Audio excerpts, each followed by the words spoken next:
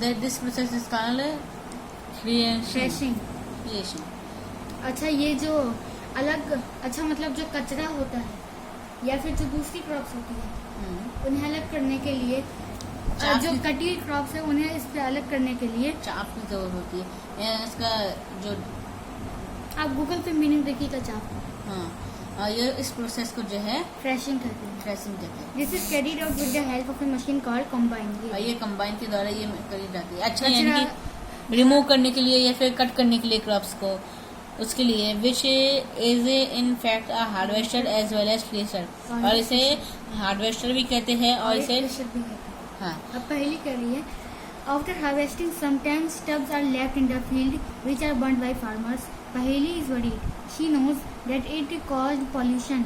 It may also catch fire and damage the crop. Yes, यानी कि कुछ कभी कभार जो है आप देखते हैं हार्वेस्टिंग के बाद जो कचरा रह जाता है, हाँ, तो उसे जलाया फील्ड के अंदर ही जला देते हैं। और इस पहली जो है बहुत परेशान है क्योंकि जानती है, क्योंकि वो जानती है कि इससे पॉल्यूशन भी बढ़ता है और ये फायर भी पकड़ लेता है और जो क्रॉप्स को भी ये डैमेज कर देता है जो फील्ड के ऊपर लाई होती है, नीड पड़ी रहती है। farmers With small holding of land do the separation of grains and chaff by winnowing. Farmer जो रहते हैं छोटे छोटे जमीन में जो टुकड़े रह जाते हैं वो उसे अलग करते हैं या दानों को अलग करते हैं चाफ की वजह से या फिर विनोइंग की वजह से, एक प्रोसेस की वजह से। You have already studied in class 6 और आप इसके बारे में क्लास 6 के अंदर पढ़ चुके हैं। ये एक विनोइंग मशीन है, इसकी वजह से करते हैं।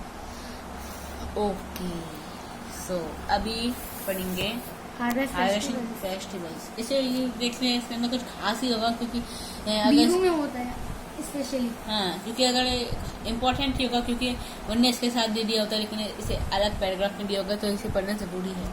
आफ्टर 3 और 4 मंथ, 3 से 4 महीने के बाद ऑफ हार्ड वर्क, अच्छा कठिन मेहनत करके, there come the day of the harvest करने का एक दिन आता है। The sight of golden fields of standing crop, यानी कि और इस दिन ये गोल्डन फील्ड होता है, यानी कि इस दिन सारी क्रॉप्स एकदम खड़ी होती है, यानी कि जब फसल एकदम तैयार होती है तो फिर सारी फसल एकदम स्ट्रेट खड़ी होती है और ये नज़ारा बहुत ही खूबसूरत होता है। लेडन विद ग्रेन्स, जो ग्रेन से भरा होता है, and the sense of well being, और कितना वो अच्छा लगता है। और feels the hearts of farmer with Joy and sense of well being, और उन्हें फिर मतलब उनका दिल को कितना अच्छा लगता है क्योंकि यानी कि उन्हें 3 से कितने महीनों तक, उन्होंने 3 से 4 महीने तक मेहनत करी, उसके बाद जब उन्होंने देखा कि उनकी मेहनत जो रंग लाई है तो उन्हें कितनी खुशी होती। सपोज आप एग्जाम के लिए मेहनत कर रहे हैं और आपके एग्जाम में फुल नंबर आ गए तो आपको कितनी खुशी होगी। सही बात, ऐसी खुशी फार्मर्स को होती है कि उन्होंने 3-4 महीने हार्ड वर्क किया, उसके बाद उन्होंने देखा अच्छा रिजल्ट मिला। इसलिए उसके बाद आगे दिया हुआ है, the effort of the past season have borne fruits and it is time to relax and enjoy a bit.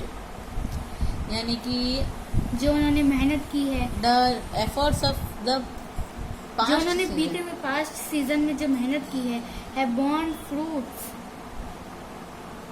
born, अच्छा ये कोई BORN born होगा, born में दिया हुआ है, फ्रूट्स शायद उन्होंने बॉर्न की है, and it is time to relax and enjoy a little. The period of harvest is just of great joy and happiness in all parts of India. जब ये फसल जो कटती है उस समय बहुत ही एंजॉय करते हैं इंडिया में सब लोग। हाँ, हर जगह तो खुशी। Men and women celebrate it with a great enthusiasm, especially festival associated with the harvest season are Pongal, Baisakhi, Holi, Diwali, Nabayana and Bihu। यानी कि मैन वुमेन इसे सेलिब्रेट करते हैं एक ही ग्रेट के साथ, यानी कि और इसके कुछ स्पेशल फेस्टिवल होते हैं इसी के ऊपर जो है हार्वेस्ट जब, यानी कि जब फसल हार्वेस्ट जो है कटता है तो उसका कुछ सीजन के टाइम टू टाइम सीजन के अकॉर्डिंग कटता है, तो उस सीजन में पोंगल एक पोंगल, हाँ, और बैसाखी भी, और होली तो आप सब जानते हैं, हाँ, दिवाली और ना बनिया और बिहू, ये सब फेस्टिवल है। ये सब जब हार्वेस्टिंग सीजन के टाइम ये सारा सेलिब्रेट किया जाता है जब हार्वेस्ट फसल हो जाती है। अब उसके बाद लेते हैं अब आ जाते हैं अपनी स्टडी पे। स्टोरेज पे। अच्छा हाँ, अभी खत्म हो गया। हाँ फिर फिनिश हो जाएगा। So let's reach 1.9 storage. Storage of produces an important task. Storage, इनको स्टोर करना, उनको बनाकर एक बहुत ही महत्वपूर्ण काम है। If the harvested grains to be kept for longer time, अगर ये जो कटे हुए जो ग्रेन्स होते हैं उन्हें लंबे समय तक रखा जाए, they should be safe from moisture, insect, rats और from and micro organism। और जब तक लंबे समय तक जब इन्हें रखा जाएगा ये होंगे इंसेक्ट से रहेंगे, सेफ रहेंगे, रैट्स से सेफ रहेंगे और माइक्रो ऑर्गेनिज्म से सेफ रहेंगे। क्यों रहेंगे सेफ? क्योंकि इंसेक्ट्स, रैट्स और माइक्रो ऑर्गेनिज्म फसल को बर्बाद कर देंगे और खा जाएंगे। उनको बहुत नुकसान होगा फार्मर्स को। Harvested grains have more moisture. Harvested grain जो होते हैं उनमें मॉइस्चर बहुत होता है, यानी कि नमीपन। If a freshly harvested grain seeds are stored without drying, they may get spoiled or attacked by organisms, making them unfit for use or for germination। यानी कि जब ताज़ी जो हार्वेस्ट की ग्रेन्स होती है उन्हें बिना सुखाए ना रखे जाए, हाँ, तो वो स्पॉइल्ड हो जाती है, यानी कि सड़ जाती है या फिर उन्हें अटैक किया जाता है, यानी कि फिर वो ऑर्गेनिज्म उसके ऊपर अटैक कर देते हैं, जैसे कि रैट्स, इंसेक्ट्स, माइक्रो ऑर्गेनिज्म, ये सब। और इसके ऊपर ये मेकिंग देम अनफिट, ये हमारे लिए हेल्दी नहीं होते फिर, हाँ, और फॉर यूज और for germination. Hence, before storing them, the grains are properly dried in the sun to reduce the moisture in them. This prevents the attack by insects, bacteria and fungi। ये इन्हें store करने से पहले इसलिए सुखाया जाता है कि ताकि इनका जो मॉइस्चर है वो खत्म हो जाए और उसके बाद कोई भी अटैक ना, क्योंकि जब गीली होगी फसल तो उसके अंदर आसानी से सब आ जाएंगे, कोई भी लिविंग ऑर्गेनिज्म। हाँ अच्छा, एक मिनट पहले कुछ कर देंगे। I saw my mother putting some dried neem leaf in an iron drum containing wheat. I wondered why। मैंने मेरी मम्मी को देखा कि वो रख रही हैं सूखी नीम की पत्तियां एक आयरन के ड्रम में जिसमें व्हीट है। मैंने सोचा क्यों, मैं चौंक गई। इसके बारे में शायद दिया होगा तो देखते हैं। So now 1.10 food from animals की एक टेबल। पहले यहाँ पे दिया हुआ farmer store grains in jute bags और हाँ मेंटिकली बिन्स, यानी आपने देखा होगा जो जूट बैग्स के अंदर जो है वो फार्मर जो ग्रेन्स जूट करते हैं, यानी कि आपने देखा होगा जो ब्राउन कलर का थैला होता है जिसे कट्टा कहते हैं, उसके अंदर वो लोग स्टोर करके रखते हैं। आप मॉल में जाते होगे तो आप देखते होगा कभी कभार स्टोर कर दिए होंगे, एक जो इतने बड़े बड़े ड्रम होते हैं उसके अंदर दाल वो सब डालते हैं, तो आपने देखा होगा ना कट्टे होते हैं इतने बड़े बड़े, उसके अंदर सब रखा होता है सीड के। ऐसे ही ग्रेन्स को भी रखा होता है, देखे ही होंगे ना। Farmers store grains in jute bags or metal bins. Have a large scale storage of grains is done in soils and granaries to protect them from pests like rats and insects। However, the large scale storage of grains, यानी कि जब ज़्यादा मात्रा में जो उसका storage होता है ग्रेन्स का, is done in silos के अंदर किया जाता है और ग्रेनरीज में किया जाता है to protect them, उन्हें बचाने। यानी ये कोई रूम होगा जिसमें ये भर के रखे जाते थैले, हाँ, जैसे कि यहाँ रखे हुए, ताकि यहाँ पे कोई रैट्स इंसेक्ट आ ना सके और हाँ, बर्बाद ना। अच्छा, ये 1.2 टैंक के ए और बी में टेबल है, हाँ। अच्छा, इसके अंदर इन्हें स्टोर करके रखा जाता है। Fuels, storage of fuels. उसके बाद है रेड नीम, ये बताया है पहली का। हाँ, red neem leaves are used for storing food grain at home, for storing large quantity of grains in big godowns. Specific chemical treatment are required to protect them from pests and microorganisms. सूखी जो नीम की पत्तियां होती हैं उन्हें use किया जाता है storing food grains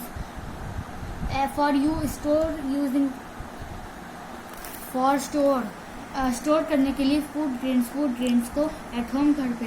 for storing large quantities of grains, बड़ी मात्रा में ग्रेन्स को स्टोर करने के लिए इन बिग गोडाउन्स उन्हें बड़े गोडाउन्स में रखा जाता है।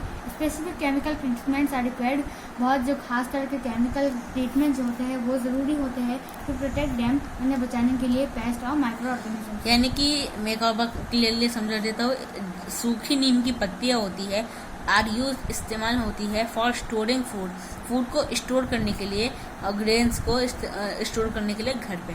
और जब ज़्यादा क्वांटिटी होती है ग्रेन्स की तो इन्हें गोडाउंस के अंदर रखा जाता है और इसके अंदर केमिकल भी डाले जाते हैं ताकि ये माइक्रो ऑर्गेनिज्म से और कोई पीस से जो है सेफ रहे, प्रोटेक्ट रहे। अब उसके बाद 10.3 make the following table in notebook and complete. Milk हमें कहीं से मिलता है, काउ, बफेलो, शीप, गोट, शीप, कैमल। हाँ, और बाकी की आप उसमें फुल करिए। हाँ, आफ्टर कंप्लीटिंग दिस टेबल, इस टेबल को कंप्लीट करने के बाद you must have seen that आपने देखा होगा कि like plants animal also provide us with different kind of food. Animal और प्लांट्स भी हमें डिफरेंट काइंड ऑफ फूड भी हमें देते हैं। Many people living in the coastal area consume fish as a major part of their diet. जो coastal areas में रहते हैं, यानी कि जो समुद्री तट के आसपास रहते हैं, वो फिश को अपनी डाइट के रूप में बहुत ज्यादा खाते हैं। इन द प्रीवियस क्लासेस, आपने पहले की क्लासेस में पढ़ा है, you have learn about the food के बारे में that we obtained from plants, जो हमें प्लांट से मिलता है। We have just seen that the process of crop production involves a number of steps like selection of seeds, sowing, etc. Similar animals reared at home or in a farms have to be provided with proper food, shelter and care. When this is done on a large scale, it is called animal husbandry. यानी कि we have just scene, हम खाली देखते हैं, हमने खाली ये देखा है the process of crop production का। क्रॉप प्रोडक्शन में हमने खाली प्रोडक्शन देखा है। इन्वॉल्व शामिल होता है, स्टेप्स है, हाँ, जैसे कि सीड्स, सोइंग एक्सेट्रा, ये सारे कुछ सिलेक्शन है जो हमने पढ़े। सिमिलरली एनिमल के जो है, एनिमल को भी हम लोग रियर होते हैं, वो घर में या फिर फार्म में हम रखते हैं, उन्हें पालते हैं, पोसते हैं, शेल्टर करते हैं, घर देते हैं उन्हें भी। अगर वो फार्म में रखे गए हैं तो उन्हें भी बराबर मात्रा में फूड देना, उन्हें शेल्टर रखना चाहिए और उनकी केयर करनी चाहिए। अगर और बहुत ज्यादा मात्रा में हम लोग करें, यानी कि बहुत ज्यादा एनिमल्स के हम लोग एक साथ करें, शेल्टर करें, फूड दे रहे, वाटर दे रहे, केयर करें, तो ये हमें एनिमल हस्बेंड्री कहलाता है। अब पहली करिए, fish is good for health. We get cod liver oil from fish which is rich in vitamin D. Oh very good पहली, thank you for this information. यानी कि फिश के अंदर बहुत ही अच्छा होती है हेल्थ के लिए। इसके अंदर लिवर ऑयल पाया जाता है जो जिसके अंदर विटामिन डी बहुत कूट के भरा होता है। हो सो 36 मिनट की वीडियोस हो चुकी है लॉन्ग। इसके अंदर हम लोग अभी एक्सरसाइज कंप्लीट करेंगे। तो चैप्टर 1 कंप्लीट हो गया, सब फटाफट एक्सरसाइज कंप्लीट कर लेंगे। पहले ये कीवर्ड्स लिखना, ये आप लिख सकते हैं अपनी नोटबुक में 3 to 4 टाइम्स। हाँ, मतलब कीवर्ड यानी कि जो मोस्टली इसके अंदर चैप्टर के बार बार आए हैं, वो है agriculture practice, animal husbandry, crop, fertilizer, granaries, harvesting, irrigation, kharif, manure, plough, rabi, silo, sowing, storage, threshing, weeds, विड्से एंड विनोइंग। अच्छा, व्हाट यू हैव लर्न, आपने क्या सीखा है? ये भी पढ़ सकते हैं, इसे भी हम लोग बताएंगे, लेकिन छोटा सा एक स्मॉल ब्रेक ले लेते हैं ज़रा। So what you have learned? ये हम देखते हैं, in order to provide food to our growing population, खाना देना जो ज़रूरी है। In order to provide food to our growing population, we need to adopt certain agriculture practice. In order to provide खाना देना to our growing population, हमारी जो बढ़ती पॉपुलेशन है उसके लिए we need to adopt certain agricultural practice. हमें कुछ एग्रीकल्चरल प्रैक्टिस करनी होती है जो कि हम ऑलरेडी सीख चुके हैं। वो क्या है? Same kind of plants cultivated at a place constitute a crop. जो सेम तरह के जो प्लांट्स है जो उगते हैं एट ए प्लेस, एक जगह पे, constitute at a crop. In India, भारत में crops can be broadly categorized into two types based on season, rabi crop, kharif crop. आपको मालूम है, बता दिया हमने. It is necessary to prepare soil by tilling and leaving. Okay, loaves and levers are used for this purpose. Sowing of seeds at appropriate depth and distance gives food good yield. Good variety of seeds are sown after selection of healthy seeds. Growing is seeds by seedling. Okay. Soil needs replenishment and enrichment through the use of organic manure and fertilizers. Use of chemical fertilizers has increased tremendously with the introduction of new crop varieties. मतलब जो soil होती है उसे replenishment की जरूरत होती है और अनरिचमेंट मतलब उसे दोबारा रिच करना होता है. आई होप आप लोग समझ रहे हैं. Through the use of organic manure and set fertiliser. इसके अंदर फर्टिलाइजर भी और मैन्योर फर्टिलाइजर भी और ऐड किए जाते हैं और कुछ केमिकल फर्टिलाइजर भी ऐड किए जाते हैं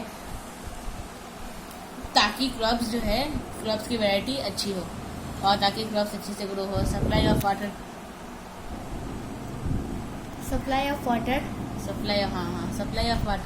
to crop at appropriate intervals is called irrigation.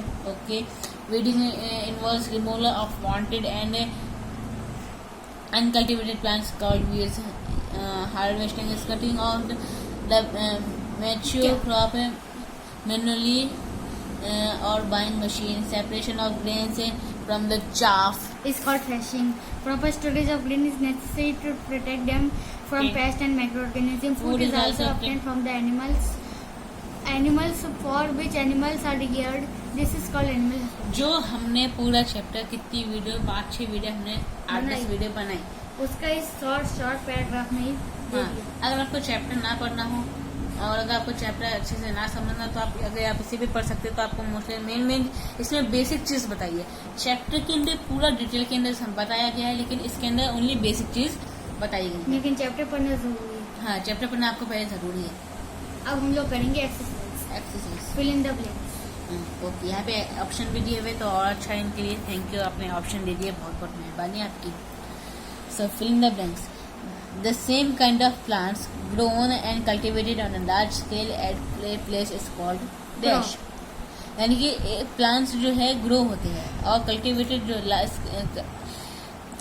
On large scale at a place is called crop. यानी कि एक फील्ड है, मैंने आपको बताया था, एग्जाम्पल भी मैंने आपको करके बताया था, जहाँ पे फील्ड है एक, उसके अंदर पानी सनलाइट सब बराबर लार्ज स्केल में देता है, बराबर क्वांटिटी में देते हैं. वहाँ पे प्लांट्स उगते हैं, सेम काइंड्स के वो उगते हैं, प्लांट्स फ्लावर्स ये सब उगते हैं, वीट, इन सब क्रॉप्स. इन सब को क्या कहते हैं? क्रॉप ही कहते हैं ना. The first step before growing crops is the preparation of soil.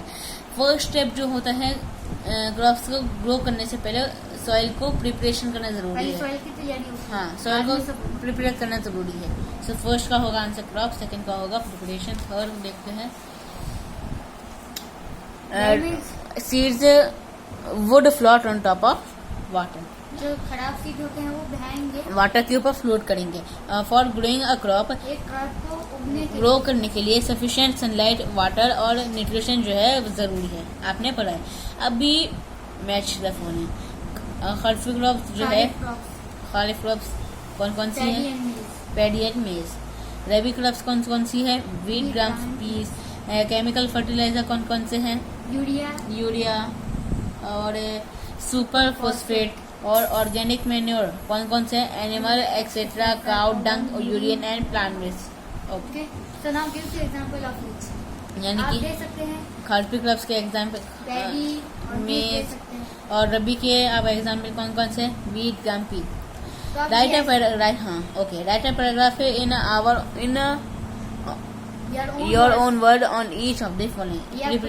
हाँ, ये आप खुद करें. आप अपने वर्ड्स में बताइए. सॉइल की प्रिपरेशन, सोइंग, थ्रेशिंग और वेडिंग, इन सब के बारे में हम पढ़ चुके हैं. आप भी पढ़े, 1-2 बार वीडियो कंप्लीट होने के बाद आप भी पढ़े. उसके बाद इनको अपने वर्ड्स में बताएं कि हाँ, पहले इनको अच्छे से समझे, उसके बाद समझने के बाद इन्हें अपनी लैंग्वेज में लिख दे. अब क्वेश्चन आंसर है.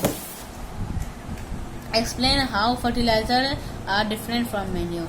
आप एक्सप्लेन करें कि फर्टिलाइजर जो है मेन्यू से कैसे डिफरेंट है। इसका आंसर ये रहा, उस दिन भी पढ़ा था। ये टेबल आप ये टेबल आप बना लिए, इसका आंसर है क्वेश्चन नंबर 5 का आंसर है ये जो हमने पढ़ाए थे फर्टिलाइजर मेन्यू के अंदर डिफरेंस क्या ये है। उसके बाद what is irrigation, describe 2 method of irrigation which conserve water. Irrigation क्या है, हमने यहाँ पे supply of water. The supply of water, आज ही पढ़, the supply of water to crops at regular intervals is called irrigation. और इसके दो सोर्स ऑफ इरिगेशन में 2 चीजें आती हैं। पहले तो ट्रेडिशनल मेथड में डुबाते, हाँ, और एक मॉडर्न मेथड में आती है। तब चारों ये ट्रेडिशनल मेथड की भी 2 लिख लीजिए, मोट लिख लीजिए, डीपली लिख दीजिए, हाँ, और इसमें तो मॉडर्न मेथड में था वो है ही स्प्रिंकलर सिस्टम और ड्रिप सिस्टम। इसके बाद क्या है, if wheat is so in the kharif season what happen, discuss. यानी कि वीट अगर खरीफ सीजन में उगता तो क्या होता, खरीफ क्या होता है, खरीफ क्रॉप जो है वो उसका जो सीजन आता है बारिश के मौसम में आता है, अभी आएगा जून से सितंबर के बीच में। अभी ये पैडी मेज ये सब चीजें उगती हैं। वीट को जो है गर्मियों के अंदर उगता है क्योंकि उसमें ज्यादा पानी की जरूरत होती है। और नहीं, वीट को पानी नहीं चाहिए होता, अगर उसे पानी चाहिए होता तो बारिश में उगता। हाँ, तो मतलब शायद उसे वाटर की इतनी ज्यादा जरूरत नहीं होती होगी और उसे उगने में टाइम भी लगता है और उसे पानी की इतनी जरूरत नहीं होती होगी, इसलिए वो रबी क्रॉप में उगता है। क्योंकि अगर उसे पानी की ज्यादा जरूरत नहीं होती तो फिर वो खरीफ क्रॉप में उगता ही नहीं। पानी की अगर उसे ज्यादा पानी की जरूरत होती तो वो खरीफ क्रॉप में उगता। अगर उसे रबी क्रॉप जिन्हें ज्यादा पानी नहीं चाहिए होता, हाँ, वो रबी क्रॉप में उगता है, रबी क्रॉप में ही वो उगता है, तो वो डैमेज हो जाता है। नहीं, रबी क्रॉप वो खरीफ क्रॉप में उगता तो डैमेज हो जाता। हाँ, अगर वो खरीफ क्रॉप में उगता तो वो डैमेज होता क्योंकि इसे बहुत ज्यादा पानी वीट को ज्यादा पानी की जरूरत नहीं होती, इसलिए वो रबी क्रॉप्स के अंदर होता है। अगर वीट को ज्यादा पानी की जरूरत होती तो वो खरीफ क्रॉप्स में उगता है, लेकिन उससे ज्यादा उसकी जरूरत नहीं होती, इसलिए वो रबी क्रॉप्स में उगता है। कोई भी अगर दूसरी क्रॉप जो रबी क्रॉप्स के अंदर उगती है वो अगर खरीफ क्रॉप्स के अंदर उगती तो वो डैमेज हो जाती। मैं क्या कह रही हूँ, रबी क्रॉप हो या खरीफ क्रॉप, अगर दोनों में से एक को भी ज्यादा पानी या कम पानी मिला तो दोनों ही मर जाएंगे, हाँ, डैमेज रहेंगे। सो क्वेश्चन नंबर 8 को हमने सर्कल करा है। इट मीन्स हमें इसका आंसर तो नहीं पता, आप अपने टीचर से कंफर्म कर सकते हैं। कंफर्म करेंगे हम लोग भी, अगर हो सका तो हम लोग आपको बताएंगे आंसर फाइंड आउट करके। So question number 9, what are weeds, how can we control them. Weeds क्या है और हम लोग इन्हें कंट्रोल कैसे कर सकते हैं, आज पढ़ा, अभी आधे घंटे पहले पढ़ा। ये रहा हमारा वीड्स। ये जो वीड है इन्हें फील्ड आप कट कर दीजिए। Many other undesirable plants may grow naturally along with the crop. These undesirable plants are called weeds. और फिर क्या इन्हें कैसे कंट्रोल करा जाता है, ये मैंने किया था। The removal of weeds is called